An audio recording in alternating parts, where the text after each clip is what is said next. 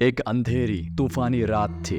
खिड़की के बाहर हवा जोरों से चल रही थी और पेड़ डरावने तरीके से हिल रहे थे। राकेश, जो हमेशा टॉपर रहा था, अपने बेड पर बैठकर अगले दिन की एक बहुत ही इम्पोर्टेंट परीक्षा का पढ़ाई कर रहा था। अचानक कमरे की बत्ती जल बुझने लगी। राकेश अपने आप ही बड़बड़ाते हुए, अब ये बत्ती को क्या हो गया? वह बल्ब देखने के लिए उठता ही है। जैसे ही वो पहुंचने लगता है तो उसको अचानक से फील होता है कि उसके पीछे कोई खड़ा है।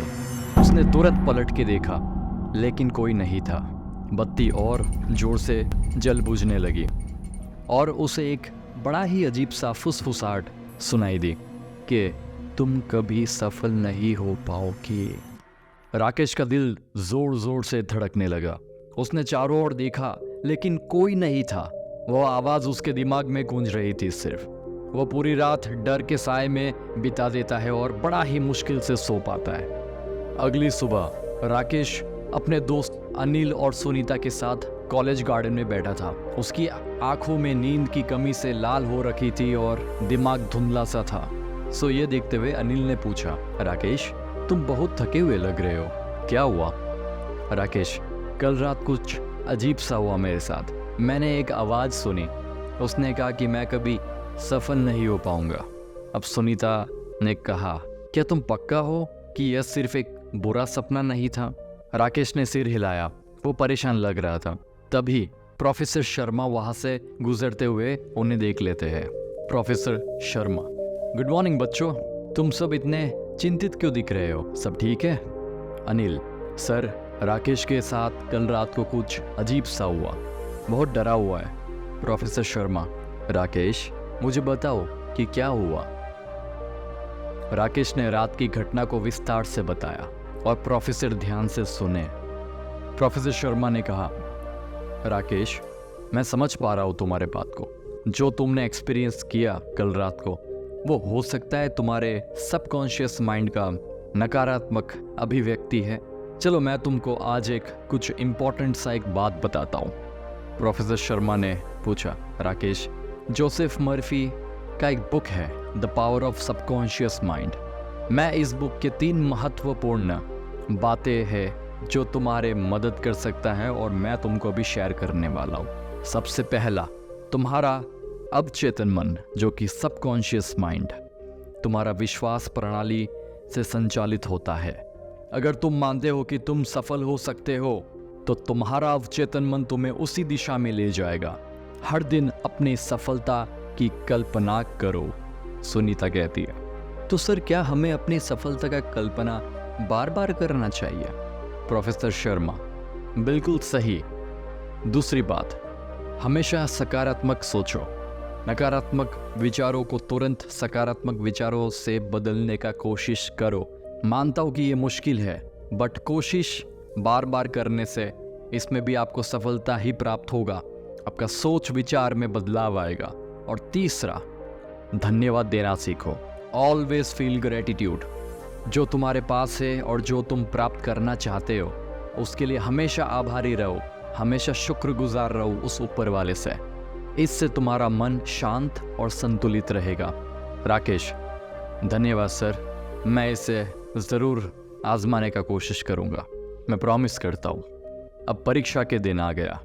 राकेश, अनिल और सुनीता परीक्षा हॉल में बैठे थे। राकेश ने एक पल के लिए अपनी आंखें बंद की, अपनी सफलता की कल्पना की, आभार महसूस किया और अपने डर को सकारात्मक विचारों से बदल दिया। परीक्षा के बाद दोस्त फिर से गार्डन में मिले। राकेश पूरे कॉन्फिडेंस से भरा हुआ और खुश दिख रहा था। राकेश ने कहा, मैंने कर दिखाया। मुझे परीक्षा के दौरान बहुत शांति और केंद्रित महसूस हुआ। यह तकनीकें वास्तव में काम करती है, बस इसको प्रॉपरली आजमाना पड़ेगा। अनिल, ये तो बहुत बढ़िया बात है राकेश। सुनीता, हम सभी को आज कुछ मूल्यवान सीखने को मिला हमारे प्रोफेसर शर्मा से। अब ये 3 दोस्तों जब आपस में बातें कर रहे थे तो प्रोफेसर शर्मा ने दूर से उन्हें देखा और मुस्कुराए। उन्हें पता था कि बच्चों ने अवचेतन मन की शक्तियाँ को समझ लिया है। इसमें दोस्तों हमको 3 सीख मिलती है।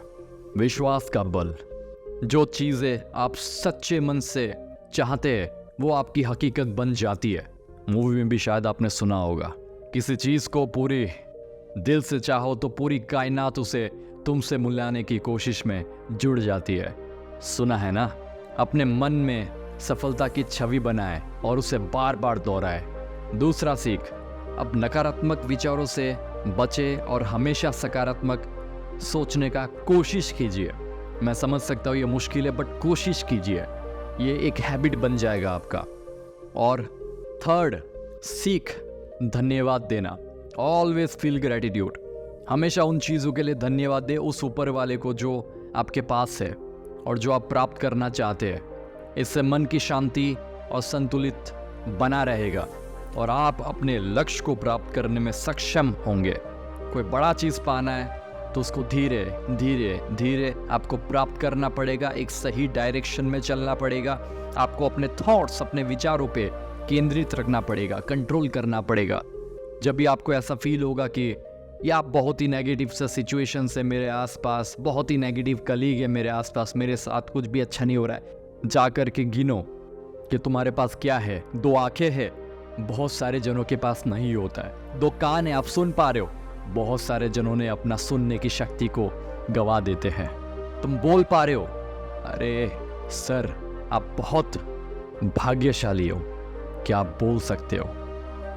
आपको वो सारी चीज़ें मिला है अगर आप ये वीडियो देख रहे हो, जो कि अमूल्य है, जिसका कोई वैल्यू लगाया ही नहीं जा सकता।